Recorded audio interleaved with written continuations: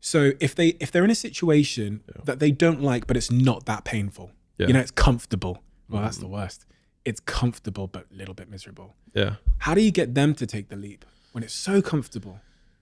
My boss is promising me a promotion. I think about death all the time. It's like, I'm going to die. And I think you have to agitate the pain for yourself. Like, you have to stoke the pain. Like, if you can't get through, because like it would be odd that you would be motivated by some weird passion. Like, not everyone's Mozart and just like, I just love music and I see see numbers and colors, whatever. Like, some people are like that, but most people aren't.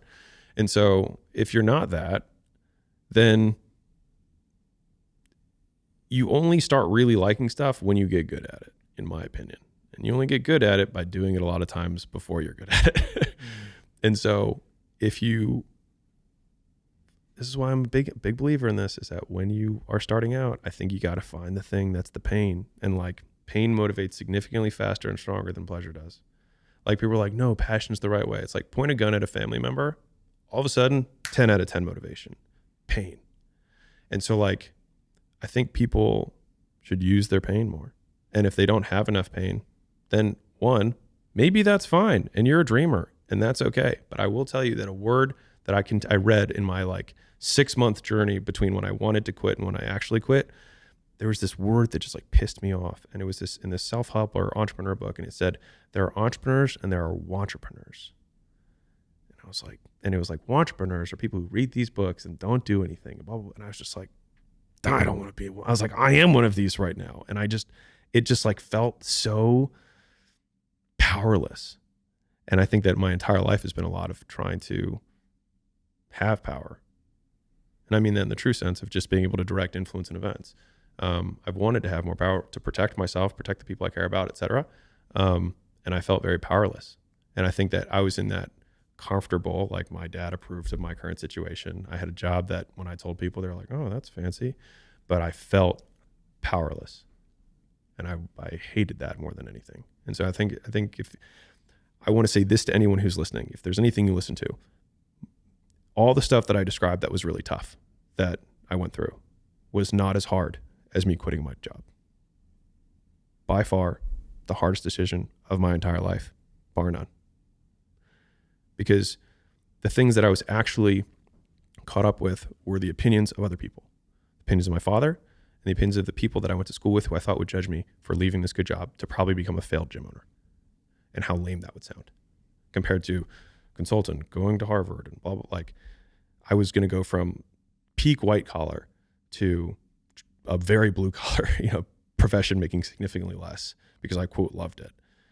And like, I'll say this again, but like, sometimes you have to let other people's dreams for your life die for yours to live. And for me, it was like when I continued to every day not want to wake up, that was my wake up call, where I was like, either I continue to live this way and not want to be alive, or I just risk the fact that I'll die to everybody else. And I think that like, it was the hardest decision of my entire life, by far. All the hard stuff we went through, still the hardest decision of my life. How much was money on your mind when you made that decision? The desire to be financially free to the point where you had millions. It's weird. Money, Caleb would know this. Money doesn't really motivate me. I would say that I love the game for sure. But I love playing the game and the tokens are there. But for me, it was beating my dad. You know what I mean? I didn't want him to be right. Like, that's what it was. Like, I didn't want him to be right. I remember, like, I'd be sleeping on the floor. I'd be miserable. I had, when I had my gym and I had no trainers, I was teaching all the classes. And so I'd wake up, I'd do 4 a.m., 5 a.m., 6 a.m., 7, 8 a.m. sessions. And then I would work out for myself. And then I would do all the marketing and the ads and the stuff that I have to do in the middle of the day. And then I would teach the 4 p.m., the 5 p.m., the 6 p.m., the 7 p.m. And then I would do sales consults at 8, 9, 10, 11. And then I would do the billing for all the contracts from 11 to like 12, 12:30. And then I'd wake up again. And I did that for like 6 months. And like, I started to like lose my mind because I wasn't sleeping. But even during like those times, I just literally, I would envision going back to Baltimore to my father and knowing that he would give me the false modesty of like, well, I know you tried, don't worry about it. Now let's get you back on this thing. And I knew that from that moment on, he would own me. And I just couldn't, I couldn't do it. I was like, I will do anything but go back to that. And for me, that was I would do anything. And so whatever that, maybe you need to agitate some pain in your life, to get out of your current circumstance. And just as a total side note, play it out. What if you just never do anything? Maybe some people just need to stop dreaming. Maybe they need to accept their current reality and actually enjoy it.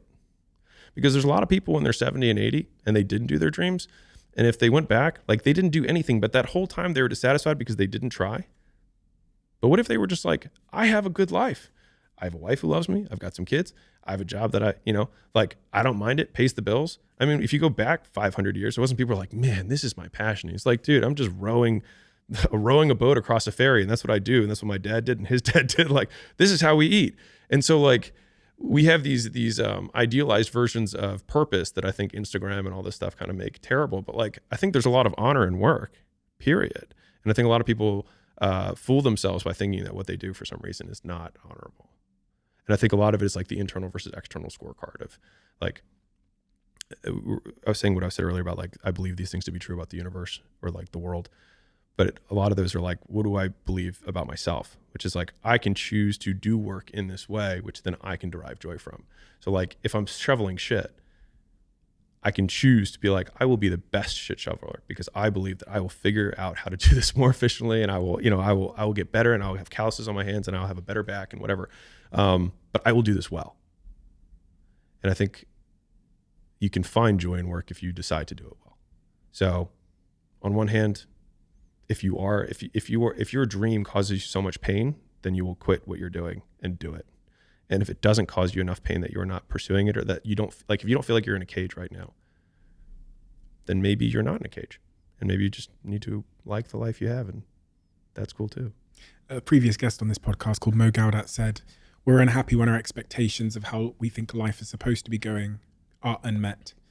And in that, there's something very sort of linked to what you just said there, which is we have this external expectation set by Instagram or whatever, by people like us, yeah, who are in a position of financial freedom and have built an audience who admire those people for what they've achieved. And if someone wants to be admired, they think, well, I need to be like Alex, right? And that I could be working in a shop, actually, objectively, like subjectively, having a great time in the shop. But I look up at Alex and go, my life sucks. Right. And like, so in that, I'm like, it's very difficult because of the pressure of external. Like, I was just thinking when you said it, then I was thinking this whole idea of like passion and purpose is probably like 60 years old. Yeah, it's make-believe. It's all brand new. And it probably originated when we were like connected, like radio, TV, all of this advertising, which made us change our expectations of our own lives. When living in the village and like helping out at the bakery was probably delivered the same amount of happiness, core happiness, than being on the private jet and whatever else does now. I think most people are just as happy, and just like you're 50% happy, 50% sad for most of your life. If you're in an extreme circumstance, then change your life. If you're not, like, conditions, like people get handicapped, they break their legs, or they can never move again, and they have a dip in their subjective well-being, and they go back to the same baseline. And so like the baseline is independent of conditions. And so the world wants to tell us that we need to change our circumstances, and then we will be whatever. But like every modern religion, every Buddhist monk will tell you that all of that's from the inside, not the outside.